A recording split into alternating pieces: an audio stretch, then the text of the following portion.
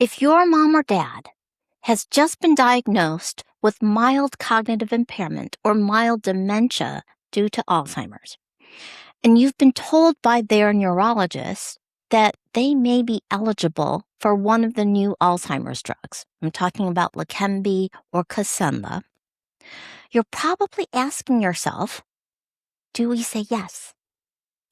And which one, right? That's a big, important decision and one I want to help you with.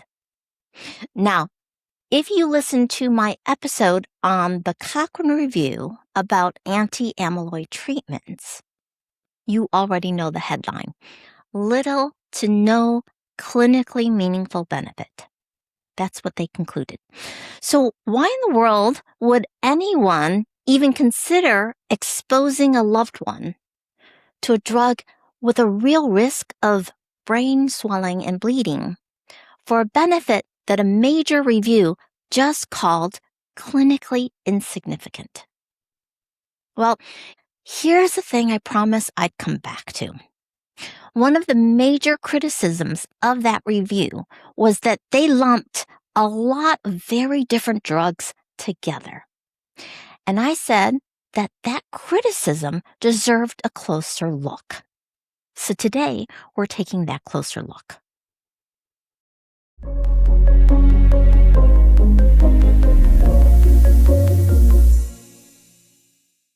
Well, hi there, Amy here. Thank you so much for joining me today, and welcome back to another episode of Happy and Healthy with Amy. So a few episodes ago, I walked you through the Cochrane Review on anti-amyloid drugs, and I shared their conclusion, and I quote, "Researchers have found that the absolute effects of anti-amyloid drugs on cognitive decline and dementia severity were absent or trivial." But I also told you some of the criticism of that review was worth noting, right? Specifically, that Cochrane pooled data from 17 trials. And some of those trials tested drugs that were abandoned a decade ago, right? Drugs that never reliably cleared amyloid in the first place. And then lumped in that data with lecanemab and donanemab, the two that have been shown to clear amyloid and are actually FDA approved and being used to treat patients today. So that's what this episode is about, the newer FDA approved drugs specifically, okay? And it's part one of a 3-part series. So I recently watched an episode of Let's Talk Alzheimer's, which is a podcast from the Bright Focus Foundation, and it's hosted by Nancy Keach. And her guest was Dr. Armin Magamian. He's a cognitive neurologist and medical director of the Ray Dolby Brain Health Center at Sutter Health in San Francisco. And he's currently treating patients using these drugs, including one of my current coaching clients. So it was a great episode. It's about 35 minutes. It's loaded with really valuable information, and it's fairly comprehensive. Okay. But after watching it, I realized it may not be accessible for a lot of people. Okay. First, he talks at a pretty fast clip. And while the ideas aren't super complex, he uses a lot of clinician shorthand without always pausing to translate it. Right? And he also stacks a lot of concepts one right on top of another. Like, it seemed like they were pressed for time during that interview. So I've linked that episode in the show notes or the first comment if you're watching on YouTube. Okay. And as much as I'd love to just point you to it and call it a day, I'm really concerned that you could wind up feeling more overwhelmed after watching it than before. So here's my recommendation. If you've already done some research and are pretty well versed in Alzheimer's basics, or you're a clinician, okay, you can save yourself some time and go watch it instead of this series. But if you're newly diagnosed, or you're a daughter who just took on the role of advocate for your parent, or anyone who doesn't yet know the difference between amyloid and tau, or MCI and dementia, or MRI, CSF, and biomarkers. That's exactly who this series is for. Okay, so for those of you who don't know me, I'm Amy Lang, certified master health coach, brain health specialist, best-selling author, and host of this podcast. And this topic is deeply personal for me. So my mom was diagnosed with Alzheimer's in 2016. And her mom, my grandmother, had it too and died from it. So when I dig into whether these drugs really work, I am not a neutral bystander. I have a family history. I'm at higher risk myself, and I want them to work. So clearly, I'm extremely biased, which is exactly why I'm careful about how I read the data. Okay, and I am not in the business of selling false hope. I despise headlines that raise our hopes only to dash them, or worse, instill fear for clicks and views. So that said, here's what we're going to do today.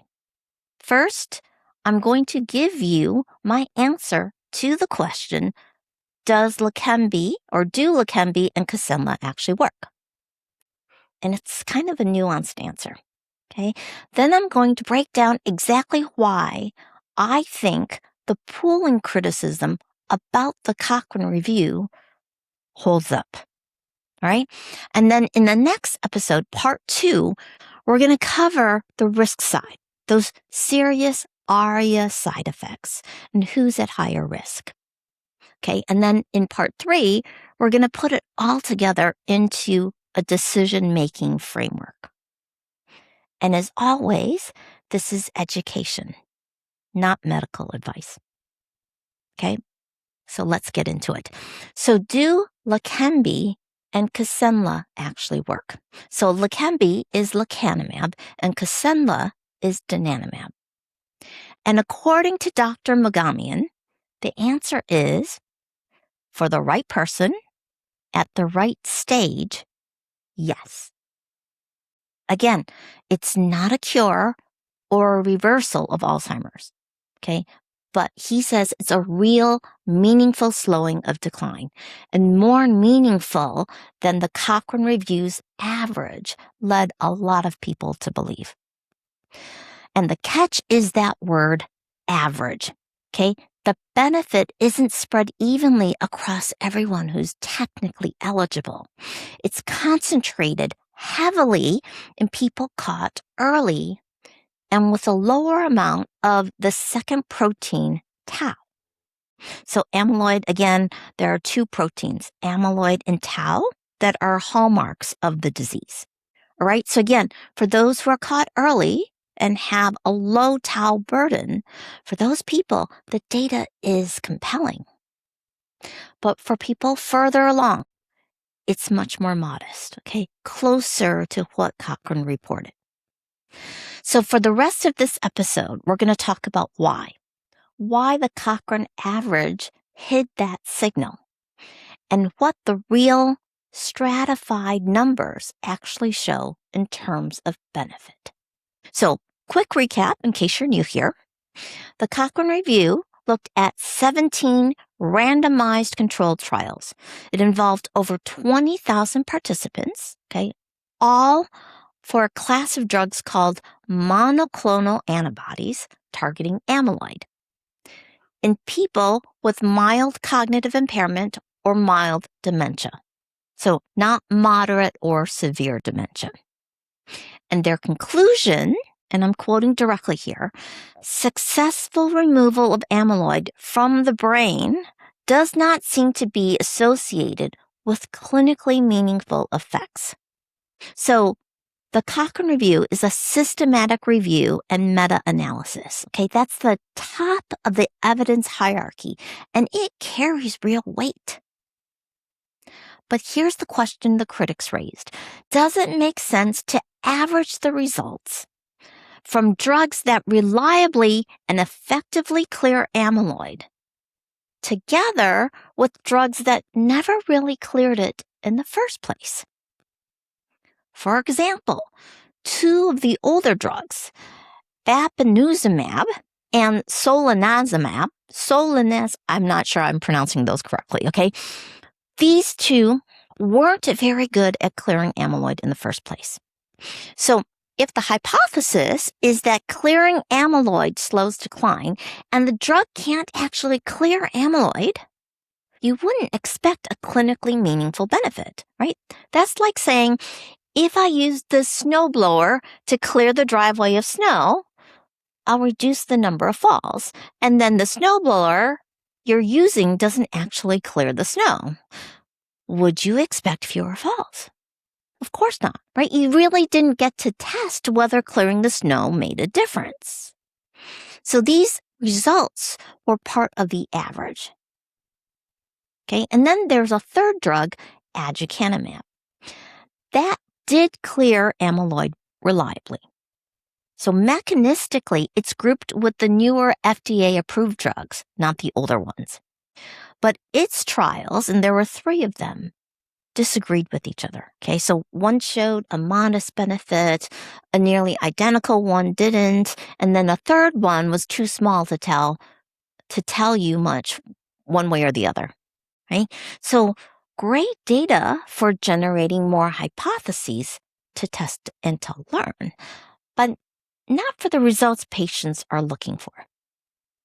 Okay, so back to the question, does clearing amyloid lead to clinically meaningful change?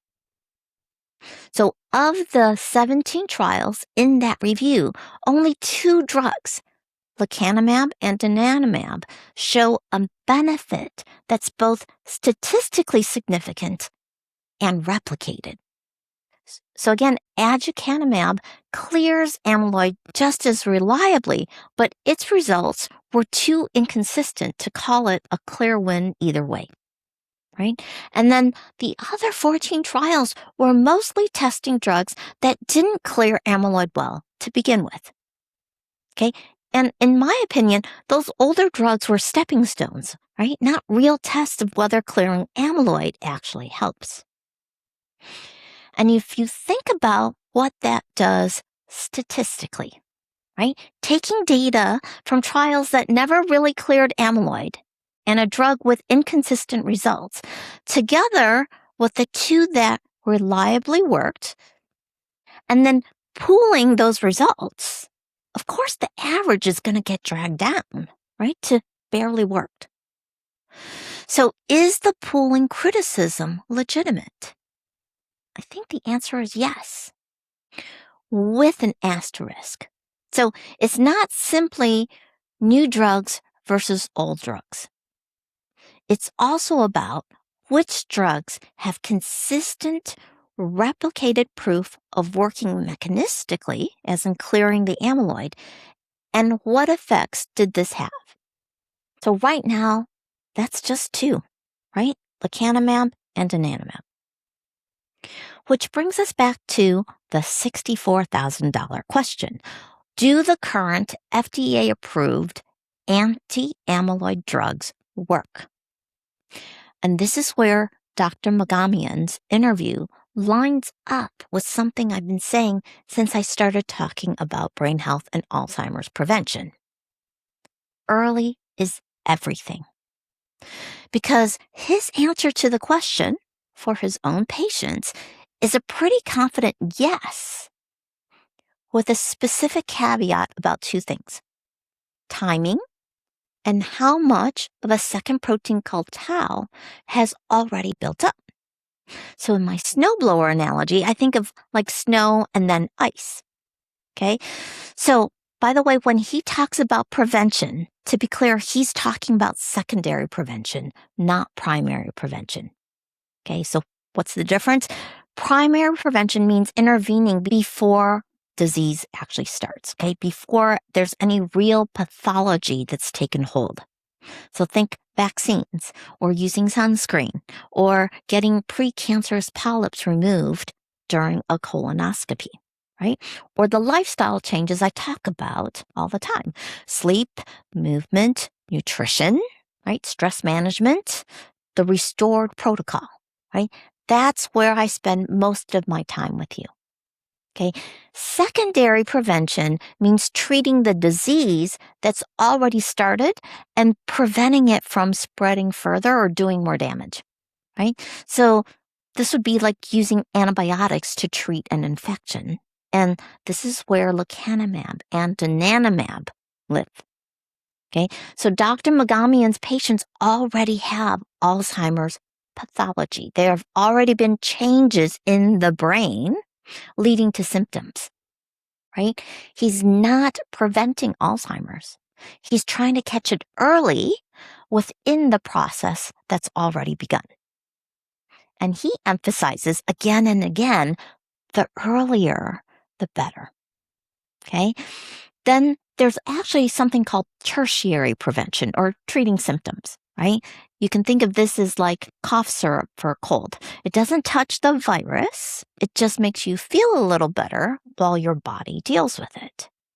So before Leqembi and Kisunla, that's all the neurologists had, right? Drugs like donazepam, which is brand name Aricept, and memantine, which you've heard Namenda, right? So that's why these drugs made headlines as the first disease-modifying drugs. And all of this lines up with something I've said on this show before, that by the time symptoms show up, it's like the train has already left the station, right? That's not in conflict with what Dr. Magamian describes. So it's the same principle, but one level down, right? Early matters for primary prevention before any pathology exists. And then early also matters within secondary prevention, just on a much narrower timeline. Okay, we're talking months and years instead of decades. Okay, so think catching cancer at stage 1 versus stage 4. So for patients whose Alzheimer's has already progressed to moderate stage and beyond, we need to have a fundamentally different conversation than the one we're having today. Because today, and I want to be precise about who Dr. Magamian is actually talking about, his eligible population and where he sees the benefit spans the mild cognitive impairment through mild dementia. Okay, but we're still talking about the early symptomatic window. And again, the earlier you are and the lower your tau burden, the better the response. So what is tau?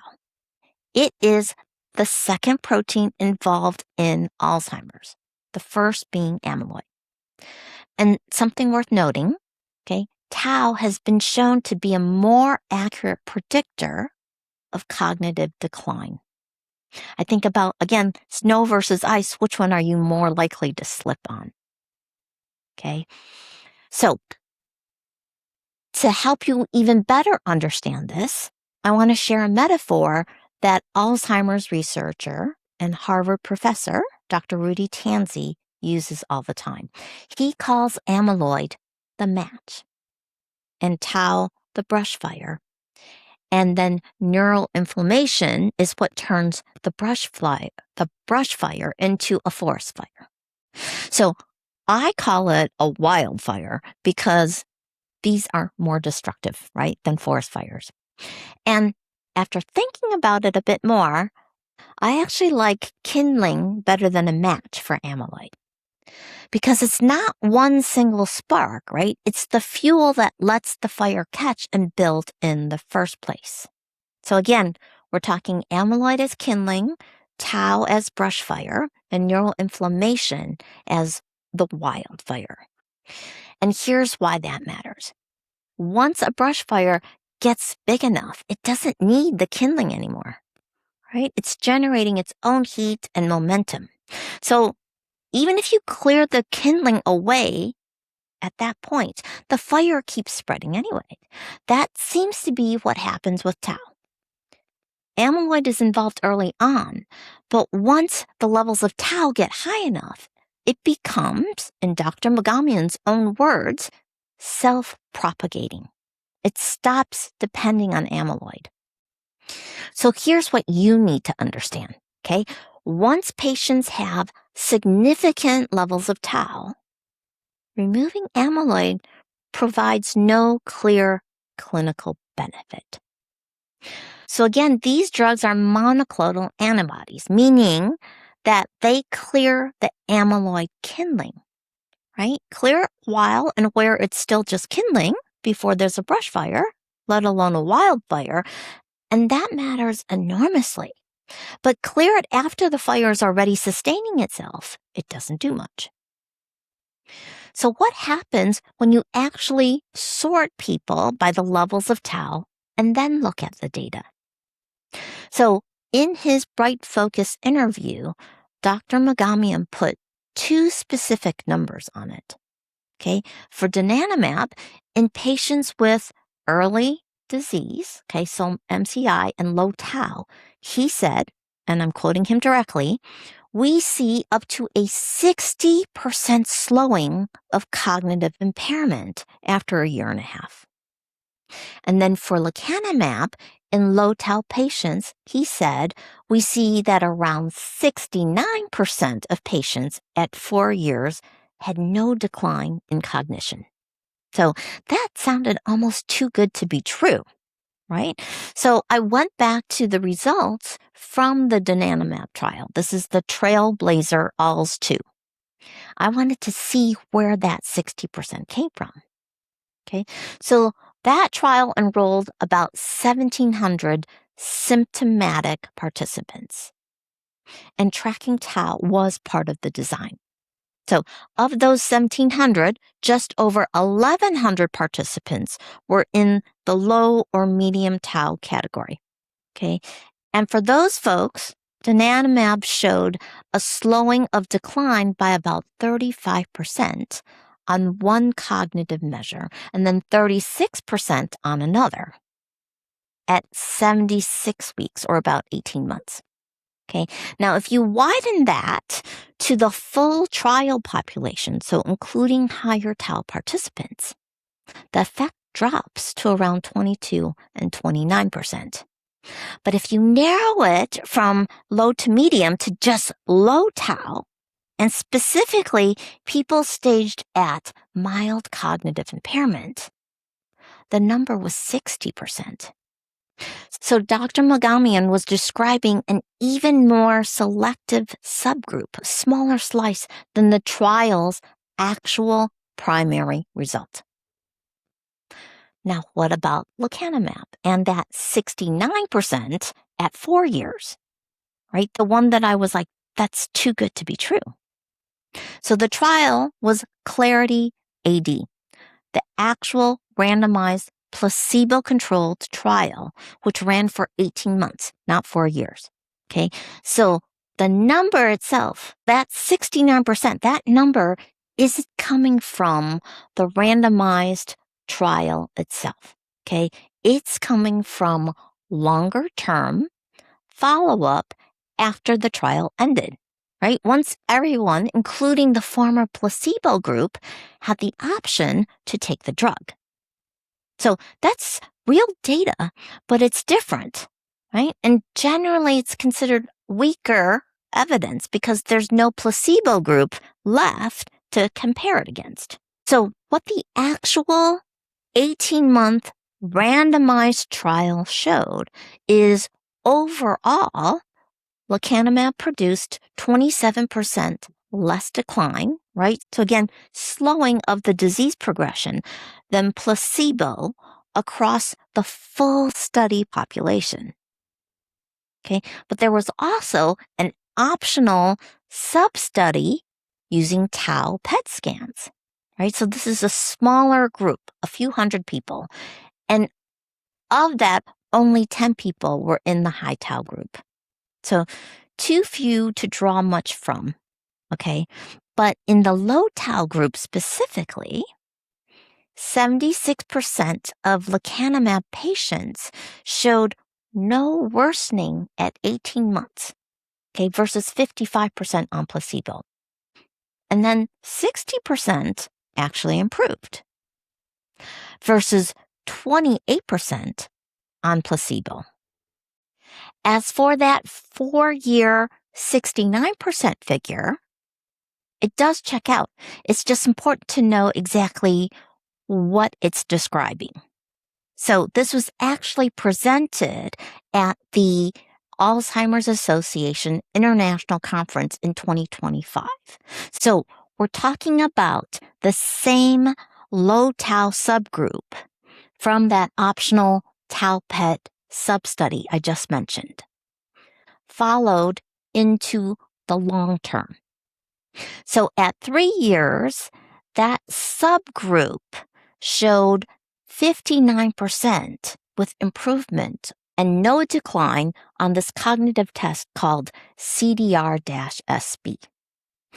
And 51% who'd actually improved from where they started. And then by 4 years, that had ticked up to 69% improvement or no decline. And then 56% improved. Okay, so 2 things worth noting here. First, this again was not the randomized 18-month Clarity AD result, right? It's data that was collected after the placebo-controlled phase ended. So it's a much less rigorous comparison than the original trial. And then second, this is still that same small, selected, low tau subgroup from the optional tau PET substudy. Okay, again, not the Clarity AD population.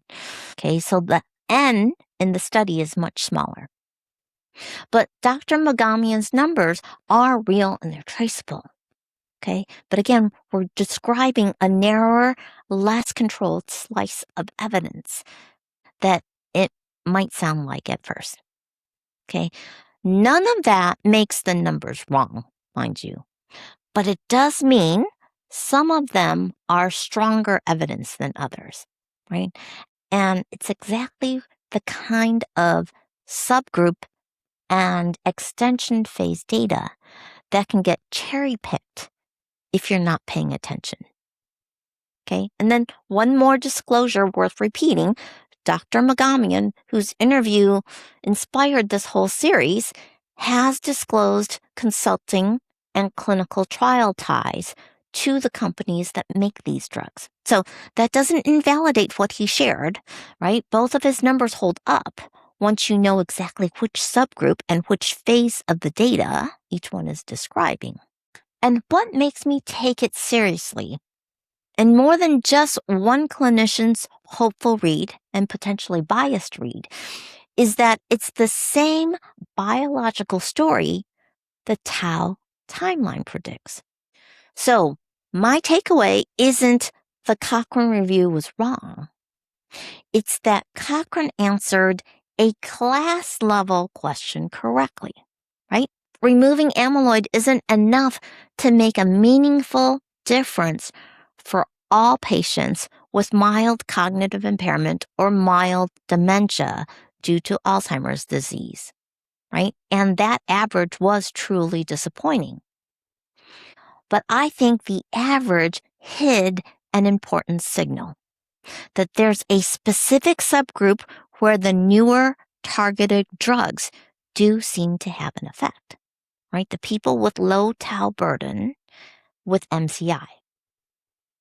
But for everyone else, right, from mild dementia to moderate and late stage Alzheimer's, the Cochrane recommendation that, and again I quote, future research on disease-modifying treatments for Alzheimer's disease should focus on other mechanisms of action, right? That conclusion also isn't wrong. And from what you're hearing, you're probably thinking, yeah, what's the word on tau? Okay, and I'll have future episodes on that as well. But if you're the one right now that's going to be sitting across from the neurologist at your parent's next appointment, here are 2 questions worth asking. Where exactly does my loved one fall in that range of mild cognitive impairment to mild dementia? Okay, and has anyone actually measured the tau burden through a PET scan or a cerebral spinal fluid CSF test or blood biomarker test? Okay, not just confirmed amyloid. Okay, those two answers are what actually predict whether this drug is likely to help. So, do Leqembi and Kisunla actually work? It's a qualified yes, right? If given early, it seems to make a difference in real life. So again, early diagnosis and treatment are key. And of course, if you want to hear Dr. Armin Magamian's full interview for yourself, right, and see how much you've learned from watching this episode, go to Bright Focus Foundation's Let's Talk Alzheimer's podcast, hosted by Nancy Keach. And it's linked in the show notes, or if you're watching on YouTube, it's in the first comment. Okay. And if your mom or dad has just been diagnosed, first, my heart goes out to you. Okay. I've also got a first steps guide. So if you're watching this on YouTube, here's the QR code to get it. Okay. And I've also included the link in the show notes. So this guide will walk you through 8 things I wish my own family had understood back in 2016. Okay. And then if you want the 411 on primary prevention, the Restored Protocol, which is my free brain health guide, is linked in the show notes. And if you're watching on YouTube, here's the QR code. Right? So in the next episode, we're going to get to the other half of this, right? So today we talked about the benefits. Next time, we're talking about the risks, including the serious negative side effect called ARIA. What that risk actually looks like in absolute numbers, and who's at higher risk. Okay, and then finally, if this helped you make sense of something you've been trying to wrap your head around, do me a favor, please like it and subscribe and share it with someone else who you know is navigating this same decision. Alrighty? So I'm going to wrap things up today with a quote from Marie Curie. Now is the time to understand more so that we may fear less.